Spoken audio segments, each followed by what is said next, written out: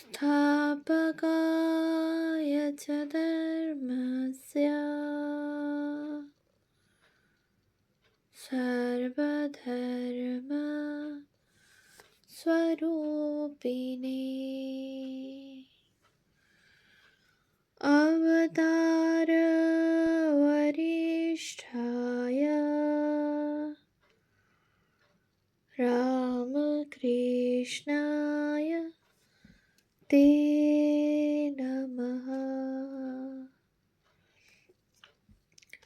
শ্রী শ্রী রামকৃষ্ণ কথামৃত প্রথম খণ্ড শ্রীম কথিত। তব কথামৃতম তপ্ত জীবনম কবিভিড়িতম কলমশাপহম শ্রবণমঙ্গলম শ্রীমদাততম ভুবি গৃণন্তি ये ভুরিদা জনা। শ্রীমদ্ভাগবত গোপী গীতা, পৃষ্ঠা সংখ্যা 146, 1883, 11 মার্চ। চতুর্থ পরিচ্ছেদ। জন্মোৎসবে ভক্ত সঙ্গে সন্ন্যাসীর কঠিন নিয়ম। বেলা প্রায় 8:30 বা 9টা। ঠাকুর আজ অবগাহন করিয়া গঙ্গায় স্নান করিলেন না। শরীর তত ভালো নয়। তাহার স্নান করিবার জল ওই পূর্বোক্ত বারান্দায় কলসি করিয়া আনা হইল। ঠাকুর স্নান করিতেছেন, ভক্তেরা স্নান করাইয়া দিল। ঠাকুর স্নান করিতে করিতে বলিলেন, 1 ঘটি জল আলাদা করে রেখে দে। শেষে ওই ঘটির জল মাথায় দিলেন। ঠাকুর শ্রী রামকৃষ্ণ আজ বড় সাবধান, 1 ঘটি জলের বেশি মাথায় দিলেন না। স্নানান্তে মধুর কণ্ঠে ভগবানের নাম করিতেছেন। শুদ্ধ বস্ত্র পরিধান করিয়া 2-1টি ভক্ত সঙ্গে দক্ষিণাস্য হইয়া কালীবাড়ির পাকা উঠানের মধ্য দিয়া মা কালীর মন্দিরের অভিমুখে যাইতেছেন। মুখে অবিরত নাম উচ্চারণ করিতেছেন। দৃষ্টি ফেলফেলে। ডিমে যখন তা দেয়, পাখির দৃষ্টি যেরূপ হয়। মা কালীর মন্দিরে গিয়া প্রণাম ও পূজা করিলেন। পূজার নিয়ম নাই। গন্ধ পুষ্প কখনো মায়ের চরণে দিতেছেন, কখনো বা নিজের মস্তকে ধারণ করিতেছেন। অবশেষে মায়ের নির্মাল্য মস্তকে ধারণ করিয়া ভবনাথকে বলিতেছেন, ডাব নে রে, মার প্রসাদী ডাব। আবার পাকা উঠানের পথ দিয়া নিজের ঘরের দিকে আসিতেছেন। সঙ্গে মাস্টার ও ভবনাথ। ভবনাথের হাতে ডাব। রাস্তার ডান দিকে শ্রী শ্রী রাধাকান্তের মন্দির। ঠাকুর বলিতেন বিষ্ণুঘর। এই যুগল রূপ দর্শন করিয়া ভূমিষ্ঠ হইয়া প্রণাম করিলেন। আবার বাম পার্শ্বে দ্বাদশ শিব মন্দির। সদাশিবকে উদ্দেশ্যে প্রণাম করিতে লাগিলেন। ঠাকুর এইবার ঘরে আসিয়া পৌঁছিলেন। দেখিলেন আরও ভক্তের সমাগম হইয়াছে। রাম, নিত্যগোপাল, কেদার চাটুর্যে ইত্যাদি অনেকে আসিয়াছেন। তাহারা সকলে তাহাকে ভূমিষ্ঠ হইয়া প্রণাম করিলেন। ঠাকুরও তাহাদের কুশল প্রশ্ন করিলেন। ঠাকুর নিত্যগোপালকে দেখিয়া বলিতেছেন, তুই কিছু খাবি? ভক্তটির তখন বালক ভাব। তিনি বিবাহ করেন নাই, বয়স 23-24 হবে। সর্বদাই ভাব রাজ্যে বাস করেন। ঠাকুরের কাছে কখনো একাকী, কখনো রামের সঙ্গে প্রায় আসেন। ঠাকুর শ্রী রামকৃষ্ণ তাহার ভাবাবস্থা দেখিয়া তাহাকে স্নেহ করেন। তাহার পরমহংস অবস্থা, এ কথা ঠাকুর মাঝে মাঝে বলেন। তাই তাহাকে গোপালের ন্যায় দেখিতেছেন। ভক্তটি বলিলেন, খাব। কথাগুলি ঠিক বালকের ন্যায়। নিত্য গোপালকে উপদেশ, ত্যাগীর নারীসঙ্গ একেবারে নিষেধ। খাওয়ার পর ঠাকুর গঙ্গার উপর ঘরের পশ্চিম ধারে গোল বারান্দাটিতে তাকে লইয়া চলিলেন ও তাহার সহিত আলাপ করিতে লাগিলেন। একটি স্ত্রীলোক পরম ভক্ত, বয়স ৩১-৩২ হইবে। ঠাকুর শ্রী রামকৃষ্ণের কাছে প্রায়ই আসেন ও তাহাকে সাতিশয় ভক্তি করেন। সেই স্ত্রীলোকটিও ওই ভক্তটির অদ্ভুত ভাবাবস্থা দেখিয়া তাহাকে সন্তানের ন্যায় স্নেহ করেন ও তাহাকে প্রায় নিজের আলয়ে লইয়া যান। শ্রী রামকৃষ্ণ ভক্তটির প্রতি, সেখানে কি তুই যাস? নিত্যগোপাল বালকের ন্যায়, হ্যাঁ যাই, নিয়ে যায়। শ্রী রামকৃষ্ণ, ওরে সাধু সাবধান, এক আধবার যাবি, বেশি যাস নে, পড়ে যাবি। কামিনী কাঞ্চনী মায়া, সাধুর মেয়ে মানুষ থেকে অনেক দূরে থাকতে হয়। ওখানে সকলে ডুবে যায়, ওখানে ব্রহ্মা বিষ্ণু পড়ে খাচ্ছে খাবি। ভক্তটি সমস্ত শুনিলেন। মাস্টার স্বগত, কি আশ্চর্য এই ভক্তটির পরমহংস অবস্থা। ঠাকুর মাঝে মাঝে বলেন, এমন উচ্চ অবস্থা সত্ত্বেও কি ইহার বিপদ সম্ভাবনা? সাধুর পক্ষে ঠাকুর কি কঠিন নিয়মই করিলেন। মেয়েদের সঙ্গে মাখামাখি করিলে সাধুর পতন হইবার সম্ভাবনা। এই উচ্চ আদর্শ না থাকিলে জীবের উদ্ধারই বা কি রূপে হইবে? স্ত্রীলোকটি তো ভক্তিমতী, তবুও ভয়। এখন বুঝলাম শ্রীচৈতন্য ছোট হরিদাসের উপর কেন অত কঠিন শাসন করিয়াছিলেন। মহাপ্রভুর বারণ সত্ত্বেও হরিদাস একজন ভক্ত বিধবার সহিত আলাপ করিয়াছিলেন। কিন্তু হরিদাস যে সন্ন্যাসী, তাই মহাপ্রভু তাকে ত্যাগ করিলেন। কি শাসন! সন্ন্যাসীর কি কঠিন নিয়ম!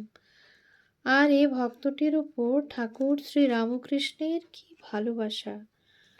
পাছে উত্তরকালে তাহার কোনো বিপদ হয়, তাড়াতাড়ি পূর্ব হইতে সাবধান করিতেছেন। ভক্তেরা অবাক, সাধু সাবধান। ভক্তেরা এই মেঘ গম্ভীর ধ্বনি শুনিতেছেন। পঞ্চম পরিচ্ছেদ, সাকার নিরাকার। ঠাকুর শ্রী রামকৃষ্ণের রাম নামে সমাধি। এইবার ঠাকুর শ্রী রামকৃষ্ণ ভক্ত সঙ্গে ঘরের উত্তর পূর্ব বারান্দায় আসিয়াছেন।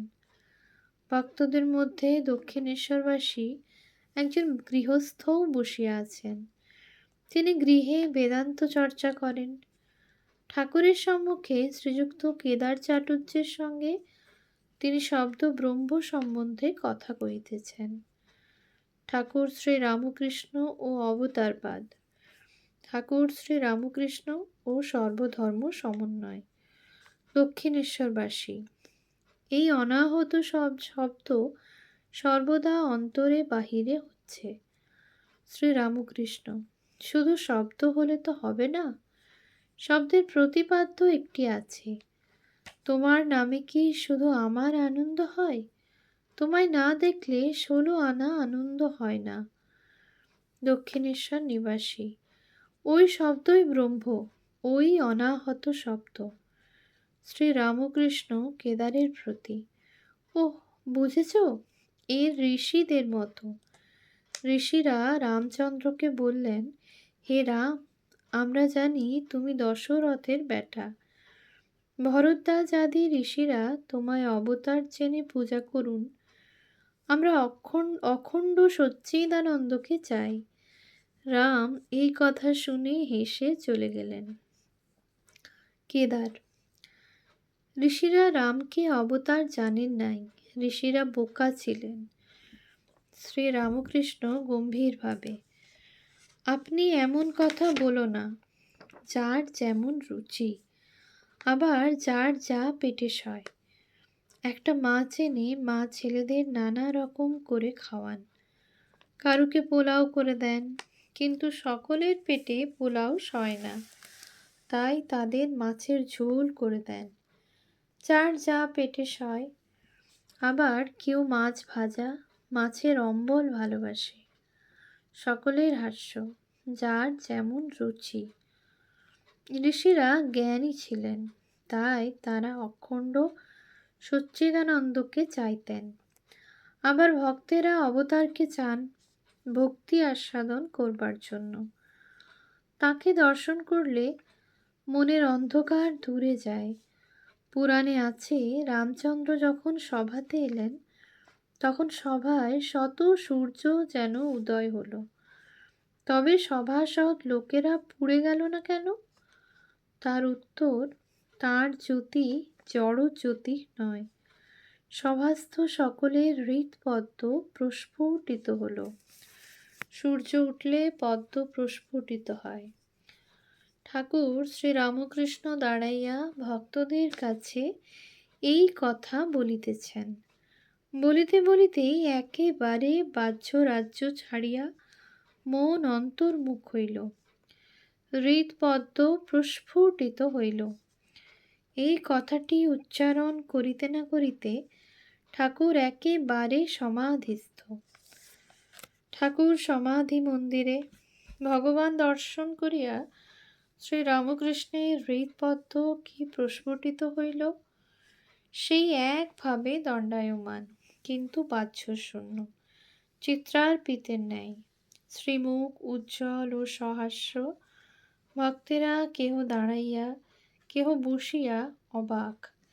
এক দৃষ্টে এই অদ্ভুত প্রেম রাজ্যের ছবি, এই অদৃষ্টপূর্ব সমাধি চিত্র দর্শন করিতেছেন। অনেকক্ষণ পরে সমাধি ভঙ্গ হইল। ঠাকুর দীর্ঘ নিঃশ্বাস ফেলিয়া রাম এই নাম বারবার উচ্চারণ করিতেছেন।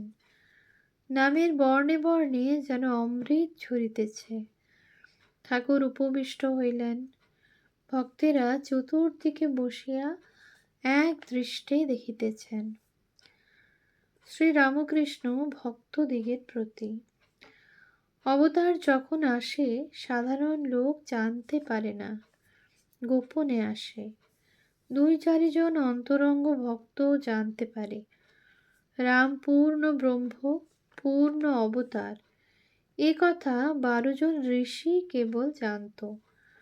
অন্যান্য ঋষিরা বলেছিল, হে রাম, আমরা তোমাকে দশরথের বেটা বলে জানি। অখণ্ড সচ্চিদানন্দকে কি সকলে ধরতে পারে? কিন্তু নিত্যে উঠে যে বিলাসের জন্য লীলায় থাকে, তারই পাখা ভক্তি। বিলাতে কুইন অর্থাৎ রানীকে দেখে এলে পর তখন কুইনের কথা, কুইনের কার্য, এ সকল বর্ণনা করা চলতে পারে। কুইনের কথা তখন বলা ঠিক ঠিক হয়। ভরদ্বাজ আদি ঋষি রামকে স্তব করেছিলেন আর বলেছিলেন, হে রাম, তুমি সেই অখণ্ড সচ্চিদানন্দ, তুমি আমাদের কাছে মানুষ রূপে অবতীর্ণ হয়েছ। বস্তুত তুমি তোমার মায়া আশ্রয় করেছ বলে তোমাকে মানুষের মতো দেখাচ্ছে। ভরদ্বাজ আদি ঋষি রামের পরম ভক্ত। তাদের ভক্তি পাখা ভক্তি। ওম শান্তি শান্তি শান্তি। হরি ওম তৎসৎ। শ্রীরামকৃষ্ণার্পণমস্তু।